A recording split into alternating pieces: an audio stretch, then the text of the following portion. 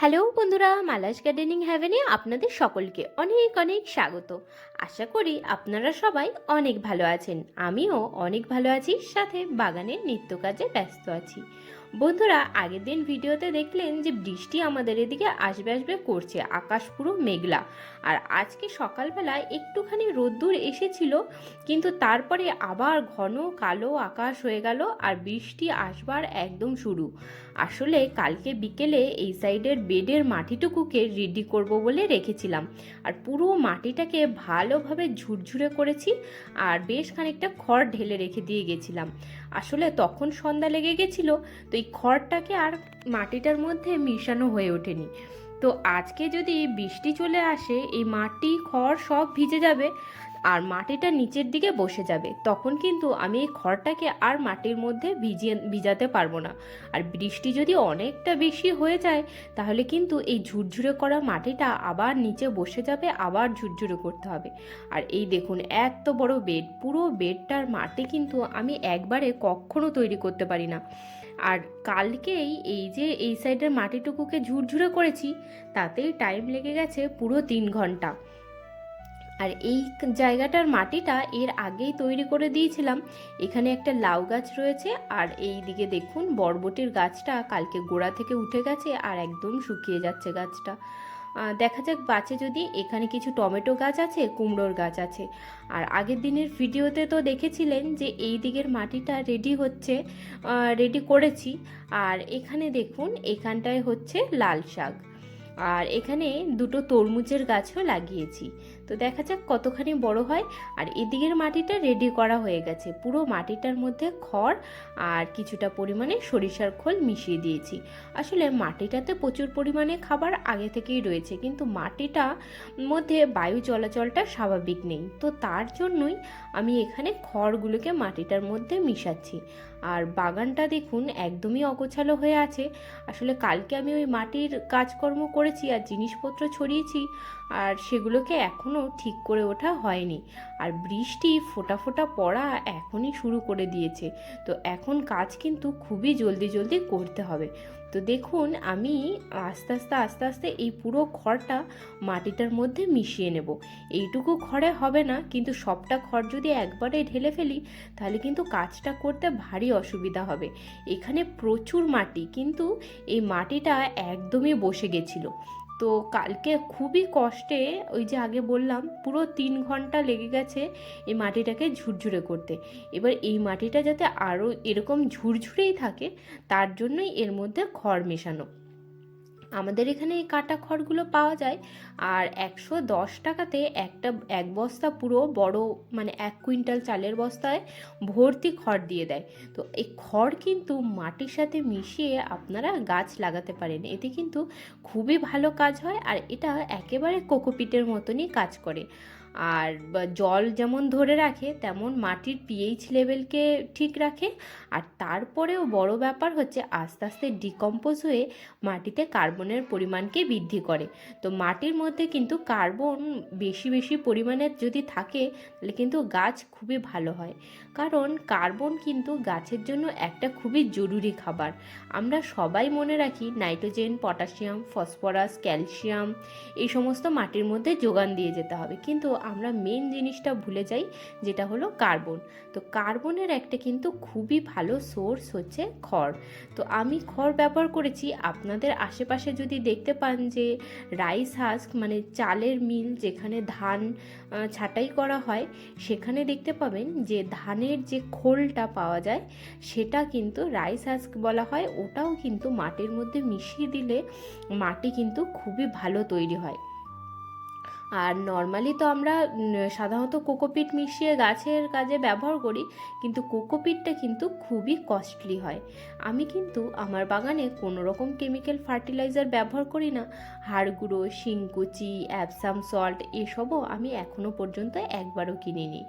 আমি এখন শুধুমাত্র বাগানে শুধুমাত্র সবজির খোসা দিয়েই গাছ লাগাই।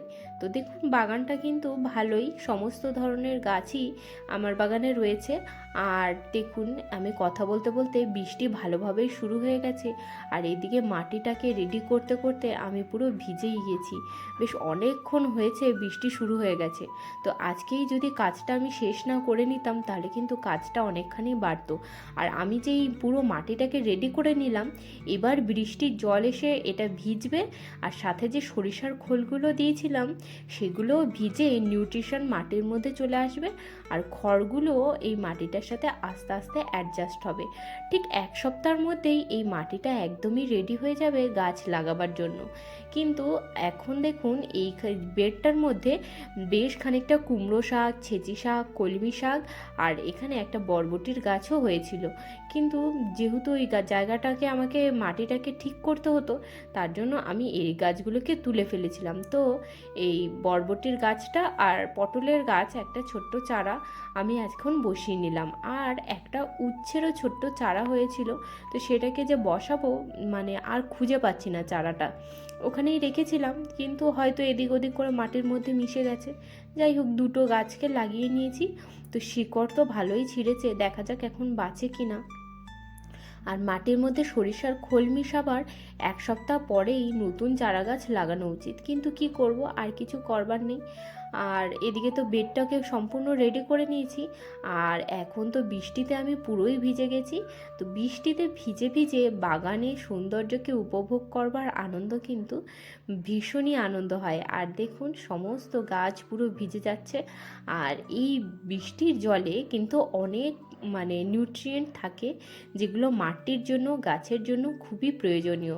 আর আপনারা লক্ষ্য করে দেখবেন বর্ষাকালেই কিন্তু গাছ বেশি সবুজ আর সতেজ দেখায়, আর বৃষ্টির জল পড়া মাত্রই গাছগুলোর যেন রূপ একেবারে পরিবর্তিত হয়ে যায়, পুরো সবুজ সতেজ আর চকচক করতে থাকে।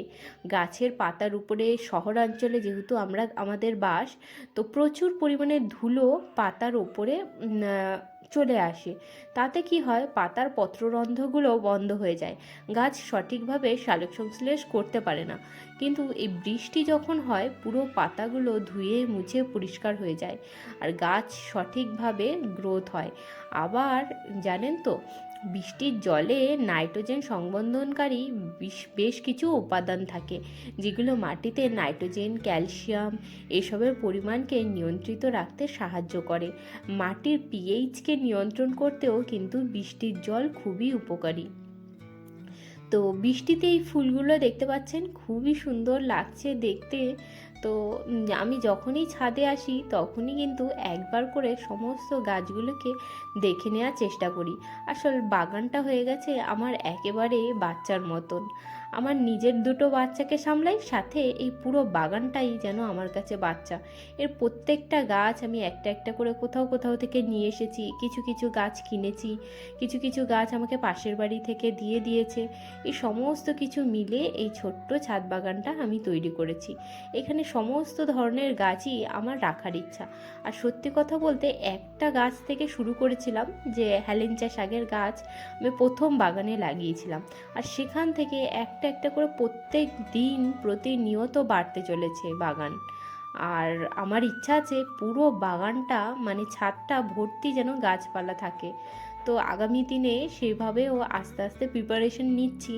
আরও নতুন কিছু বেড, নতুন গাছ, কত ধরনের গাছ আছে, কত গাছ এখনও লাগানো বাকি, তো সেই সমস্ত আস্তে আস্তে চলে আসবে বাগানে।